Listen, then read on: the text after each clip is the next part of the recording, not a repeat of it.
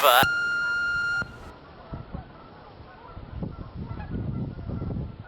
I don't know what will happen to me today,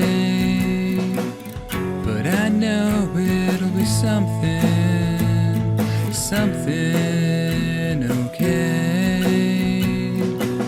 And even if I've fallen, I'll be falling happily. I don't care what's the matter, it won't matter to me. Meow Meow Paradise is made possible by Coca-Cola Japan.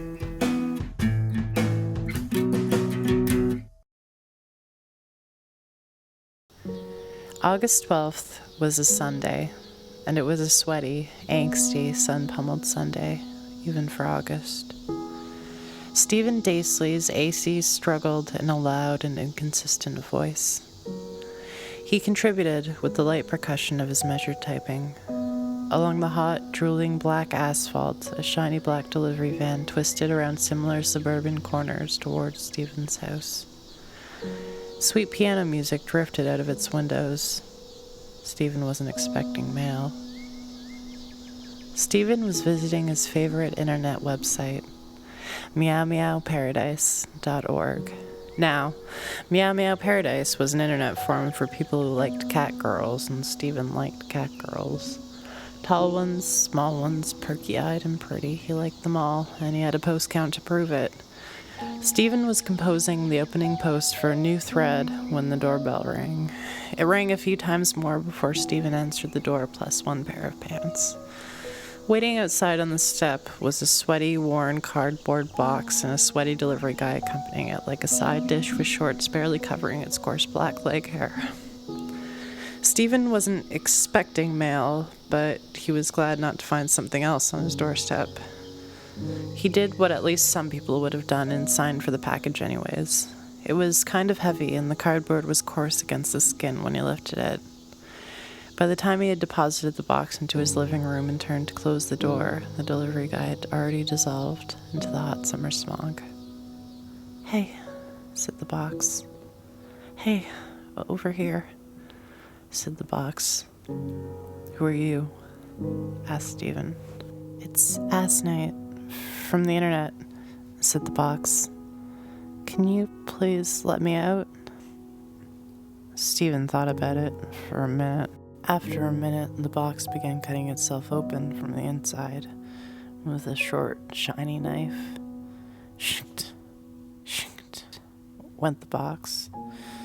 The blade ducked in out of the cardboard top like the fin of a metal shark. Steven didn't know whether to step towards or away from the box, so he stayed put. ASSKNIGHT was the name of another familiar member of the Meow Meow Paradise P9 gallery. They'd interacted intermittently on the board for years, but Steven had no idea what ASSKNIGHT was really like in Meat's face. Steven didn't even know what he looked like. Pretty much the only thing Steven could claim to know was that he apparently didn't weigh all that much. The wings that were once the cardboard box's top flapped outwards weakly, sheer to their edges. Something blonde pushed itself outwards.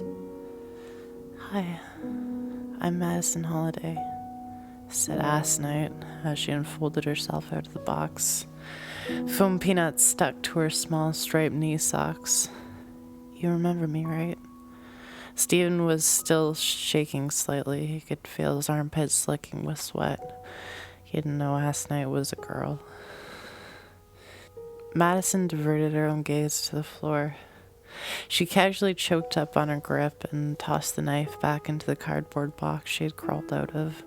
It didn't make a sound as it landed. Steven watched her bite her lip awkwardly and fidget beneath his piercing black gaze before finally speaking again. I'm sorry. I would have at least messaged you about this first, but you did kind of joke about letting me crash here once if I visited Canada, right? Would that be possible? I have money. I don't really know what else to do right now, confessed Madison. She looked like she was trying not to cry. Steven didn't know whether to just decline the request outright or let Madison Holiday know that he was pretty much squatting, waiting to become evicted with no contingency plan for his own homelessness. He couldn't decide on the spot, so he covered. "You're a girl?" croaked Steven like a thirsty bullfrog. The doorbell rang. Yeah, well, about that. Shouldn't you get the door?" asked ASSKNIGHT. The doorbell began ringing in short, frantic bursts of shrill, aggressive bell alarm. For a short moment, Steven strained with the intention of warning Madison, or at least somehow trying to equip her for what he knew was probably about to transpire. He couldn't find the proper words quick enough, though. The front door burst inwards like a wooden landmine on weary hinges.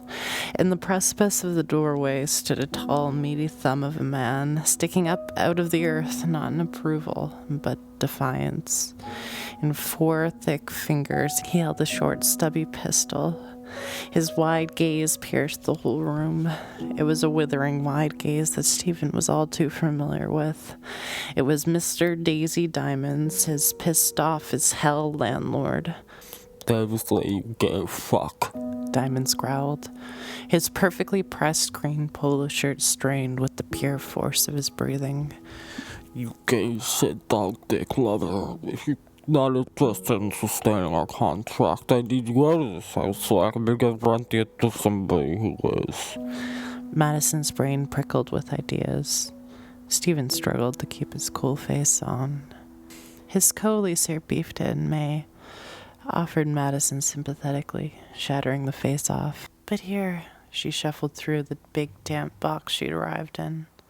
"I've got the $1,200 right here." Daisy Diamonds accepted Madison's money into his fat, violent hands.